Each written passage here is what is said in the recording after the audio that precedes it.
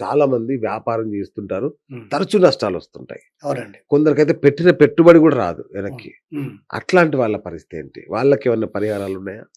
అవి రెండు ఉంటాయండి. ఓకే. ఒకటేంటంటే ఫస్ట్ వాళ్ళ ప్రొఫెషన్ ఏమిటి. ఓకే. ఓకే. ఒక ఆయనకి భగవంతుడు శనికి సంబంధించినటువంటి ప్రొఫెషన్లే చెయ్యు నాయన అని పంపిస్తాడు. ఆ! ఆయన వెళ్ళేసి టీచింగ్ చెప్పాడు అనుకోండి, ఎట్లుంటది? కుదరదు. కుదరదు కదా. అచ్చచ్చా!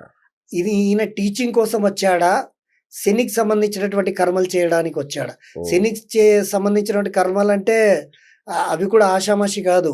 దాంట్లో కూడా అపారమైనటువంటి ధనం ఉంటుంది. స్టీల్ వ్యాపారం అండి, ఎట్లా నడుస్తుంది? నంబర్ బ్రహ్మాండం. 1 నడుస్తుంది. అవును. మేనేజ్మెంట్ చేపించడం అంటే వర్కర్స్ని పెట్టి అన్ని కూడా చేపించేవాడు రాజులాగానే ఉంటాడు. సో శనికి సంబంధించినటువంటి పనులన్నీ కూడా స్టీల్ తోటి సంబంధించినటువంటివి, ఓకే. ఫ్యాక్టరీ తోటి సంబంధించినటువంటివి, అండ్ పెద్ద పెద్ద ఏవైనా కూల్చడాలు తీసేయడాలు ఇవన్నీ ఉంటే అవన్నీ కూడా శని. బ్రేక్ పెట్టడం అనేది శనికి సంబంధించినటువంటి పనులు. ఓకే. దానికి ఆ విధంగా ఆయనకి ఏది సూట్ అవుతుందో అది చెప్తా